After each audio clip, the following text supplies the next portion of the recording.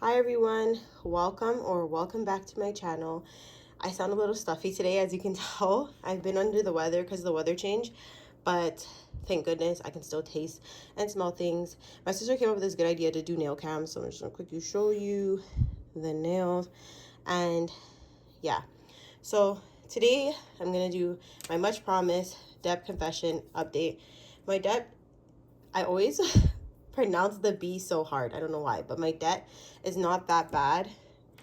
But it is still debt, right? So I want to hold myself accountable by writing it all out. So I have this from the Budget Mom. I've seen a lot of budgeters use this sheet, and it's for free in the resource center. So you can definitely go ahead and look up the Budget Mom, register with your email, and get one of these. So I'm going to write down the month.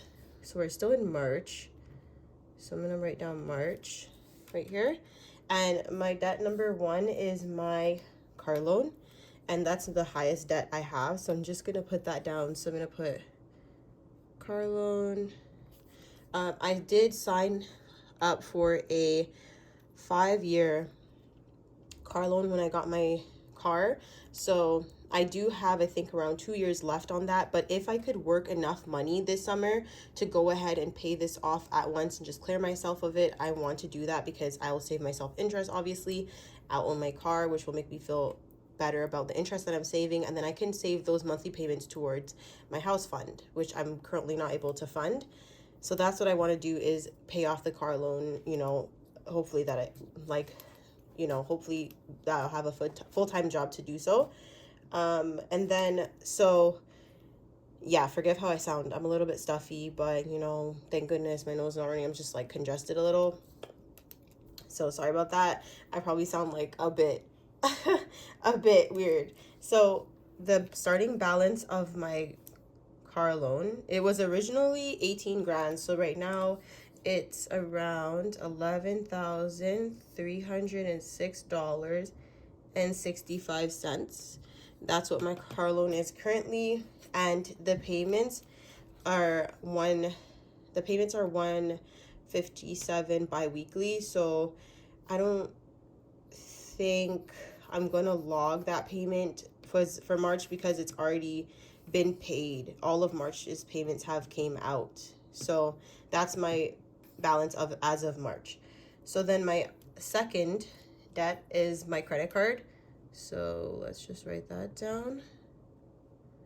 And on my credit card, I owe $1,273.31.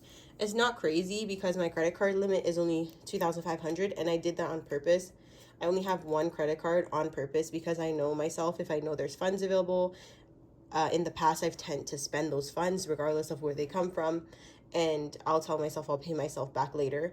So that's why I decided to stick to one credit card. I got my first credit card at 18, but I decided to stick with one credit card. And so I got my first credit card at 18. That's 19, 20, 21, 22, 23, 24, 25, and maybe 26. So that's almost 8 years later, and I still have the one credit card.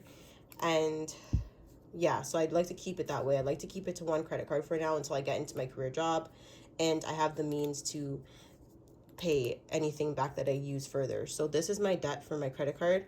The payment, my minimum payment is around $45, I believe, but I'm going to, I did say I was going to start putting $100 every time my envelopes got to $100. I was going to put $100 in from debt repayment from the envelope into my credit card. So I'll just update that balance.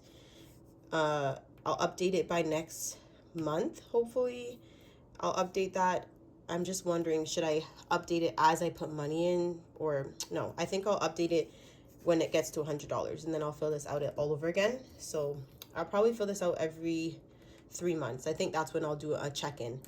And then my debt number 3 is my Virgin Mobile phone bill. I've had this since my daughter was in my stomach, and I couldn't afford to buy a phone outright. So obviously, what do? You take it on credit. That's what I had to do. And so back then, there was no data caps. So obviously, I ran up the data. I was on the road a lot when I would come home from work after working. So I had to use data a lot for bus route schedules and that sort of thing when I would take the bus. So it is $600. Originally, it was 1,000, but I did end up paying 400 last year when we got CERB, so I did try to put that CERB towards good use. I know I could have just wiped it off with CERB, but it just kind of wasn't at the top of my priorities. And I know people say don't pay utility bills, but when you go to get a house, everything shows up, and that's where my mind is. My mind is towards getting a house and preparing my credit for a house. So I do want to get my credit in the best place I can. So I am going to pay this utility bill. And this is all my debt. My student loans, I will not count as debt, because what I do is I save my grants towards my loan portion, so that way I don't owe student loans. So currently I'm up to date with my savings on student loans because I save my grants towards my loan portion. So I don't have to log OSAP, thankfully, because my friend and I, we came up with that idea to, that way we can fund our OSAP loan through our grants and not have all that debt after school's finished if we save while we're going. So I don't have that for debt number 4. So for a total of all my debts, sorry, 1 second, I'm just gonna run and get a calculator. Yeah, I've calculated my total debt, and that's gonna be $12,579.86 with everything calculated as a whole. So obviously, you know my goals already. My goal is to wipe off this car loan, or at least wipe off half of it by this summer, so my term can get shorter and I can pay less interest. The credit card I'm planning to pay off during tax season, so I'm planning to just put my money and throw it at these 2 debts here and just wipe them completely out, get a letter of closure from Virgin Mobile, close it. This file is over 6 years old.